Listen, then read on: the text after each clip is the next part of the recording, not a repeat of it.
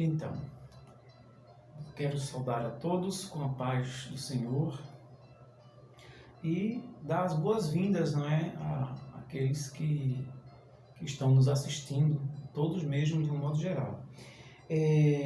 Meu nome é Assis, não é? Mais conhecido como Irmão Assis, aqui da Primeira Igreja Batista, e quero iniciar fazendo essa mensagem que eu tenho para vocês no livro de Romanos 3. Quero iniciar fazendo uma breve oração para que o Senhor possa estar nos abençoando e colocando em nós tudo que a gente precisa falar de acordo com a vontade dele.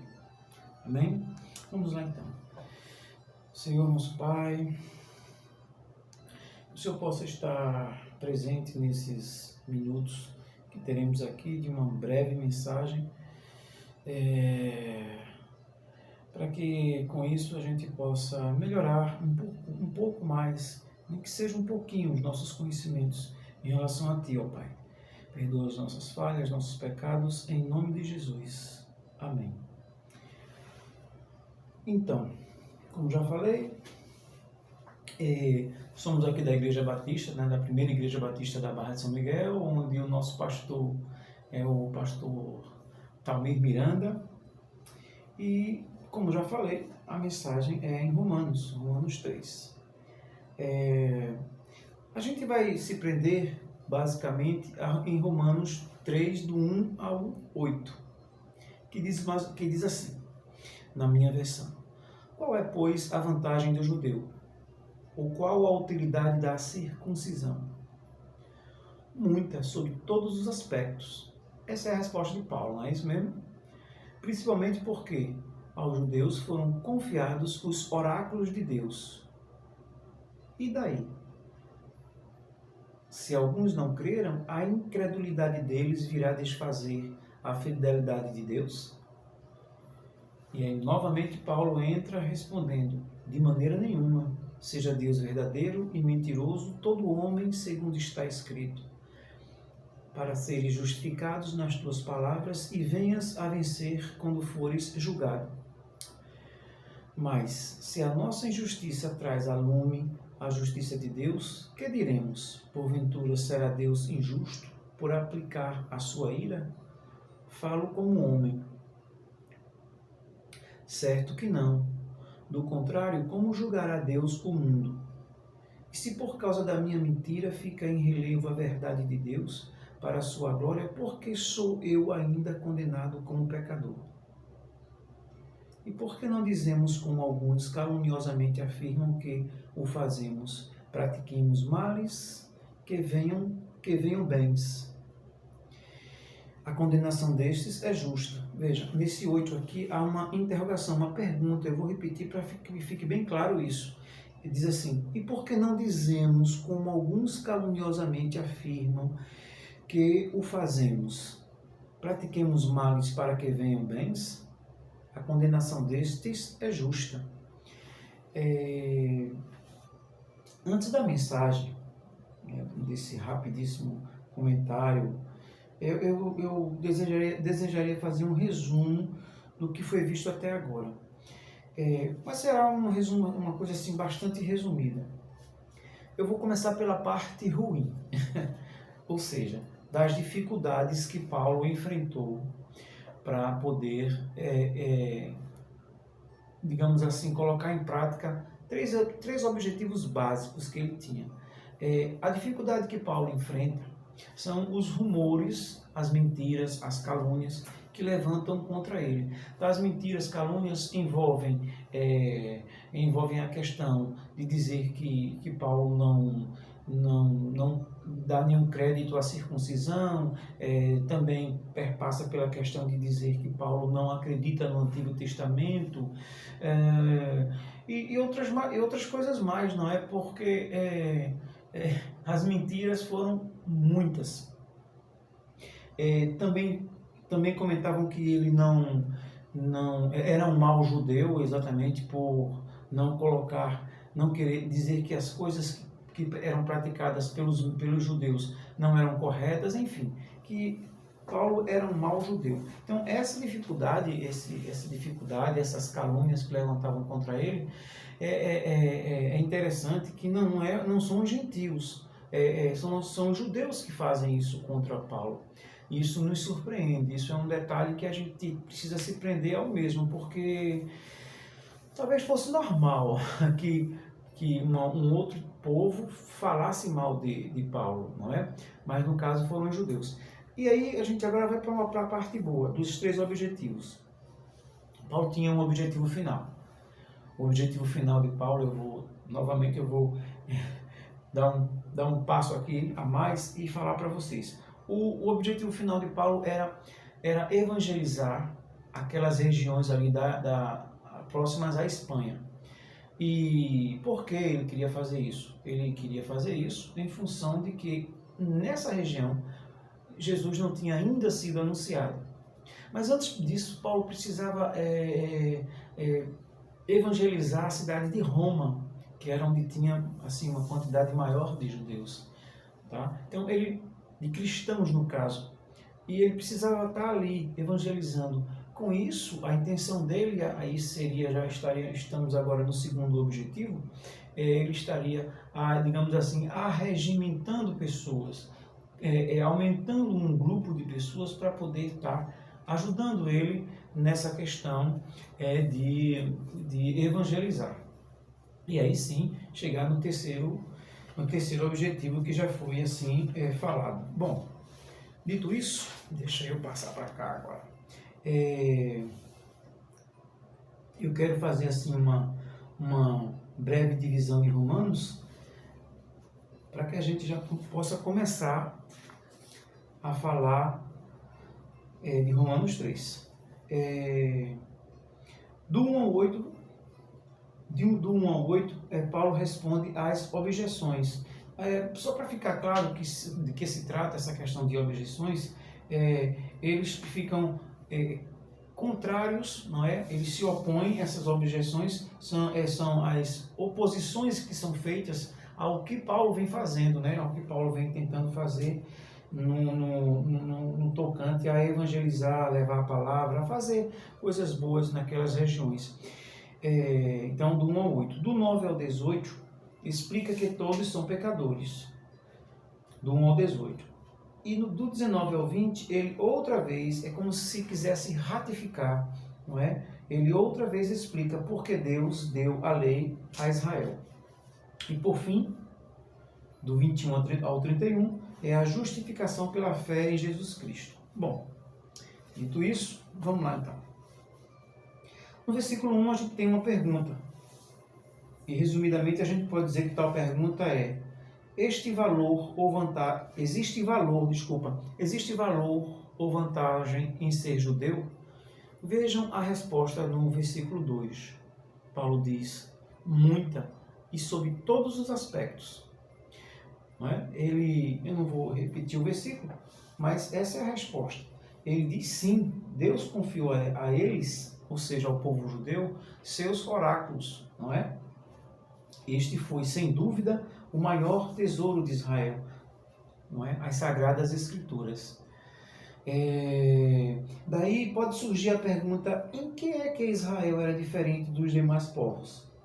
Às vezes até eu mesmo me pergunto, mas não compete a mim, né? Acho que a ninguém tá questionando isso de Deus. É uma escolha dele. Isso aí é com ele e o povo judeu, não é isso mesmo? Aqui continua dizendo assim: pois só a este povo Deus confiou os seus oráculos, a sua verdade. Para Israel, Deus se revelou. Então, sim, Israel tem uma vantagem. É só vermos o início do versículo 2, como a gente já falou, não é?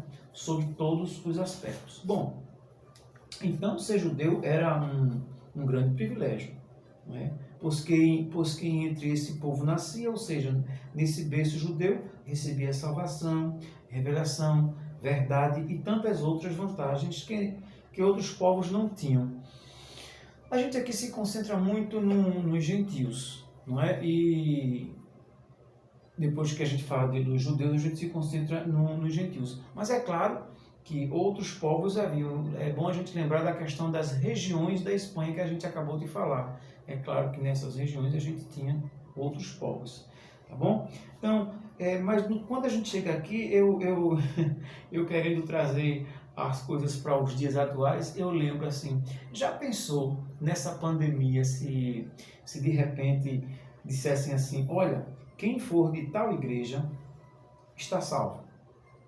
Não vai ter, não vai pegar, não vai contrair essa doença, não vai ter o coronavírus, né? Eu imagino a quantidade de pessoas que iria para essa igreja. Eu não estou querendo dizer que é a nossa não, viu? A primeira igreja batista, mas a gente imagina a quantidade de pessoas que iam dizer, não, eu quero ficar nessa igreja. Estou falando isso pela questão de ser judeu.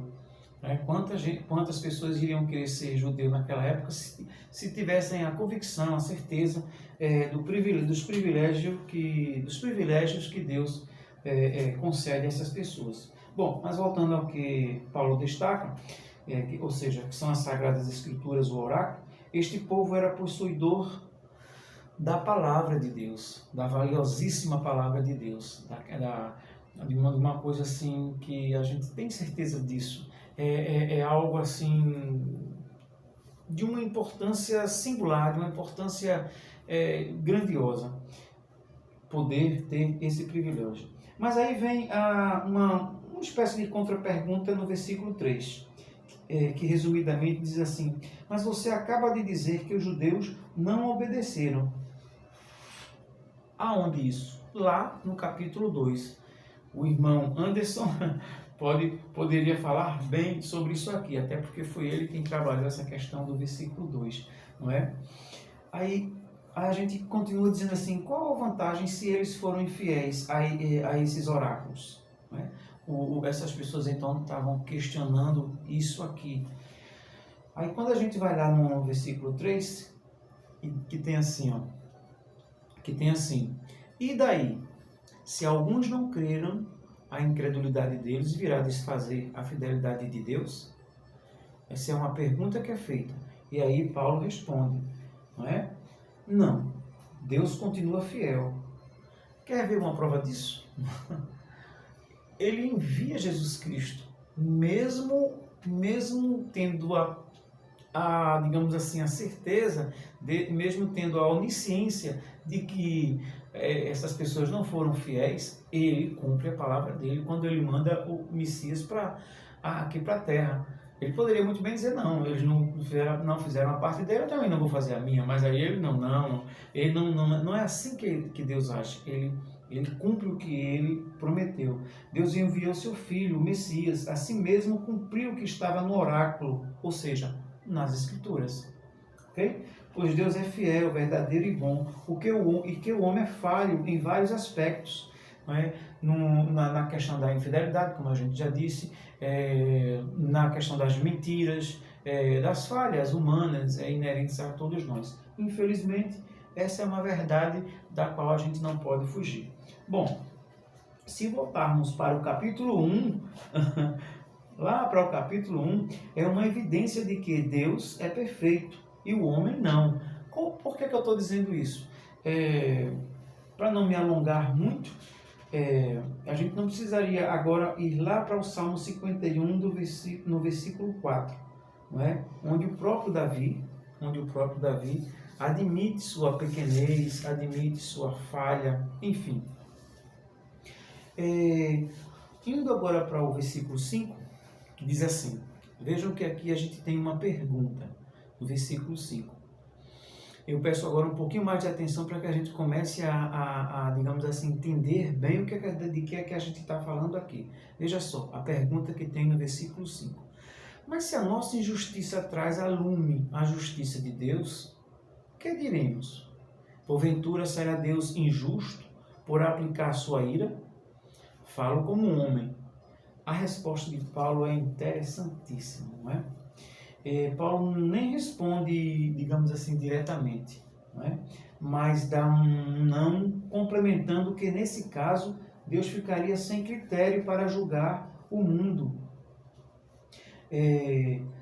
Vamos à resposta de Paulo. Certo que não, do contrário, como julgará Deus o mundo? Não é isso? É quase que uma repetição do que eu acabei de falar. Então, para julgar o mundo, Deus terá que julgar com base no que está escrito. E se o que está escrito deixar de ser critério, se a Bíblia deixar de ser critério, não tem nenhum sentido esse julgamento, não é? Deus não vai poder julgar o mundo de maneira nenhuma, não é? E julgar de maneira justa, correta. Não tem como fazer esse julgamento. E nesses dois últimos versículos, ou seja, que a gente vai ver agora no 7 e no 8, eles não são muito fáceis de entender, mas a gente vai, digamos assim, tentar. Vamos lá. O 7 e 8 diz assim. Vamos logo no 7, para a gente ir aos poucos entendendo.